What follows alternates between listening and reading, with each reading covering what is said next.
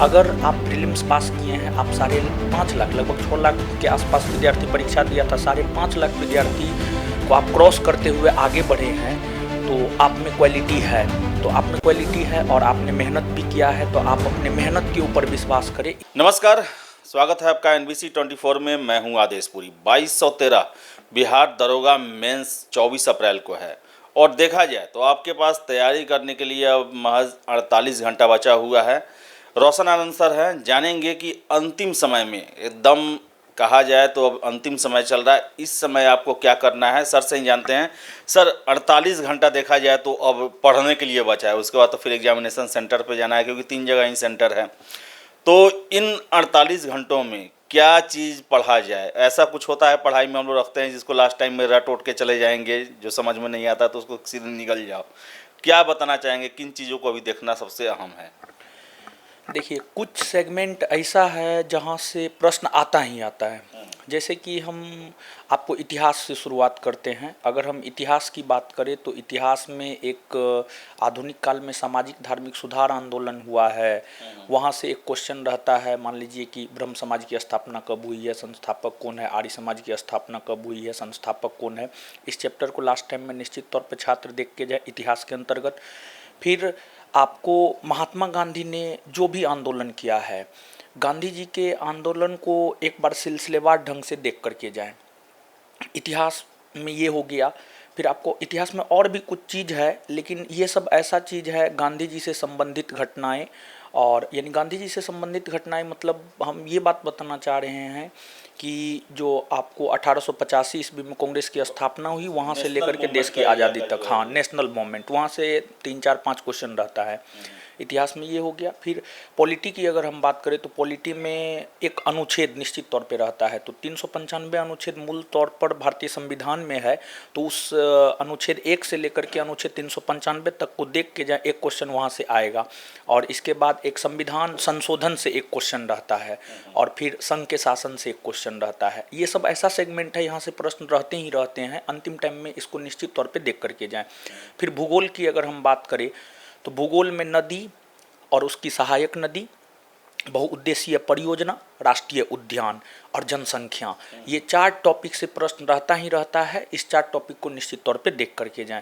फिर अगर हम फिजिक्स में आ जाते हैं तो फिजिक्स में लाइट से एक प्रश्न रहता ही रहता है, लाइट देख करके जाएं। केमिस्ट्री में मेटल नॉन मेटल से प्रश्न रहता है, उसको देख करके जाएं। फिर अगर हम बायोलॉजी की बात करें तो बायोलॉजी में जैसे कि मान लीजिए कि आपको कोई विटामिन है, विटामिन की खोज किसने की है, विटामिन का रासायनिक नाम क्या है, किस विटामिन की कमी से कौन सा रोग होता है, विषाणु से होने वाले रोग, जीवाणु से होने वाले रोग, प्रोटोजोआ से होने वाले रोग, इन सभी चीज़ों को देख करके जाएं।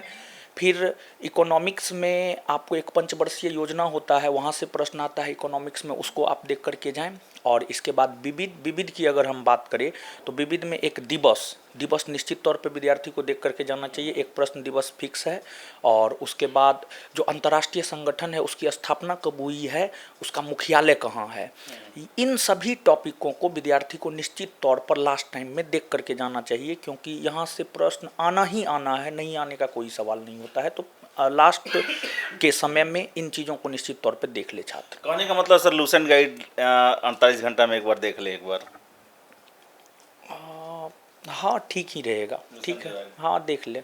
सर ये जो परीक्षा है काफ़ी अहम है, क्योंकि इसी पर मेरिट बनना है। पीटी रहा वो क्वालिफाइंग, फिजिकल क्वालिफाइंग। क्या कहना चाहेंगे छात्रों को, कैसे एग्जाम दे, किस तरह लेना है परीक्षा को? हो सकता है कि क्वेश्चन जो है थोड़ा उल्टा भी पूछा जाए, जिस तरह पीटी में पूछा गया था। नहीं, क्वेश्चन पे तो अभी कुछ भी कहना मुश्किल है कि बोर्ड कभी कुछ भी कर देता है। लेकिन जहाँ तक मेरा पर्सनल ओपिनियन है, हमको ऐसा लग रहा है कि प्रश्न जो है सिलेबस से रहेगा। पता नहीं हमको ऐसा क्यों लग रहा है, लेकिन हमको ऐसा लग रहा है कि प्रश्न सिलेबस से रहेगा। और इसका कारण ये है कि प्रीलिम्स में क्वेश्चन आउट ऑफ सिलेबस दिया था, तो बोर्ड की काफ़ी ज़्यादा किरकिरी हुई थी। और बोर्ड के जो अध्यक्ष हैं वो थोड़ा सोशल मीडिया पे सक्रिय रहते हैं, तो इस आधार पे हम कह सकते हैं क्वेश्चन अकॉर्डिंग टू सिलेबस रहना चाहिए। अब पता नहीं क्या करता है, ये तो हम भी नहीं जानते हैं, ये चीज़ है। और तो लास्ट टाइम में विद्यार्थी को देखिए लास्ट टाइम में कुछ ऐसा चीज़ होता है जो आपको डिस्ट्रैक्ट करता है। जैसे अभी कुछ लोग सक्रिय हैं, हम हाँ दलाल लोग कि हम क्वेश्चन दे देंगे, एक दिन पहले दे देंगे, सुबह में दे देंगे, शाम में दे देंगे। तो सबसे पहला सलाह तो हम विद्यार्थी को यही देंगे कि आप इन चीज़ों से बचें। अगर आप प्रीलिम्स पास किए हैं, आप 5.5 लाख, लगभग 6 लाख के आसपास विद्यार्थी परीक्षा दिया था, 5.5 लाख विद्यार्थी को आप क्रॉस करते हुए आगे बढ़े हैं, तो आप में क्वालिटी है। तो आप में क्वालिटी है और आपने मेहनत भी किया है, तो आप अपने मेहनत के ऊपर विश्वास करें, इन चीज़ों के ऊपर आप तनिक भी विश्वास ना करें। और परीक्षा सेंटर पर आप आधा घंटा पहले पहुंच जाए, और आधा घंटा पहले पहुंचने के बाद जिस सीट पर आपका परीक्षा होना है उस सीट पे जाकर के आप 15 से 20 मिनट पहले जाकर के बैठ जाए, ताकि वहाँ के माहौल में जो है आप ढल जाएं। ये चीज़ है। और परीक्षा 2 पेपर होगा, फर्स्ट पेपर और second paper. First paper Hindi का होगा, सेकेंड पेपर जो है आपको जीएस का होगा। तो फर्स्ट पेपर जो हिंदी का होगा, हिंदी भी पूरा तत्परता के साथ बनाना है, क्योंकि वो भी क्वालिफाइंग नेचर का होता है, उसको पास करना ज़रूरी होता है। अगर आप पास करेंगे तभी जा कर के आपके सेकेंड पेपर का कॉपी जो है चेक होता है। तो 2 घंटा आपको सोच समझ करके जो टाइम दिया गया है, उस 2 घंटा को आप अच्छे ढंग से यूटिलाइज करें। उस 2 घंटा में इधर उधर आप ना करें। आप अपना कंसंट्रेशन अपने क्वेश्चन, अपने ओएमआर पर रखें। और एक और सलाह विद्यार्थी के लिए ये है कि बहुत विद्यार्थी गलती ये करता है कि जो है आपको ओएमआर सीट बाद में रंगता है, यानी ओएमआर सीट फुलफिल बाद में करता है। नहीं, ये गलत तरीका है। सबसे पहले आपका ये होना चाहिए कि हम ओएमआर सीट को भर ले और उसके बाद फिर क्वेश्चन बनाना प्रारंभ करें। सर आपने तो परीक्षा के बारे में बता दिया। अब आयोग से हम लोग लगातार गुजारिश करते रहते हैं कुछ चीज़ों को लेकर, OMR, answer sheet, index, cut off, ये सब कुछ बताने को लेकर। अब आयोग से क्या आपकी गुजारिश है सर? आयोग से मेरी यह गुजारिश है कि परीक्षा साफ सुथरा होनी चाहिए, मतलब किसी भी प्रकार का कोई क्वेश्चन वायरल नहीं होना चाहिए, और आयोग चाहेगा तो नहीं होगा। अगर क्वेश्चन वायरल हो जाता है तो जो विद्यार्थी मेहनत किया है उनके साथ ये नाइंसाफ़ी होगी। तो आयोग से पहला सिफारिश मेरा यही है, परीक्षा साफ सुथरा ले। और दूसरा, जो लगातार आप भी मांग करते रहे हैं, हम भी मांग कर रहे हैं, और भी जैसे छात्र नेता दिलीप जी वो भी मांग किए हैं और लोग कर रहे हैं कि जैसे कि क्वेश्चन पेपर मिलना चाहिए, लेकिन अभी तक तो आयोग का इतिहास नहीं है कि क्वेश्चन पेपर दिया है तो क्वेश्चन पेपर तो नहीं ही देगा। फिर कार्बन कॉपी मिलना चाहिए लेकिन नहीं देगा।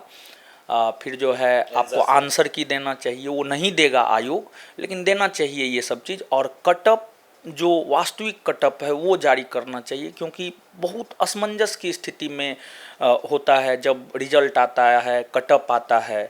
तो इन सभी चीज़ों पर बोर्ड को संज्ञान लेना चाहिए कि अभी तक नहीं दिए हैं तो इस बार से देना प्रारंभ कर दे। ये मेरा गुजारिश है बोर्ड से।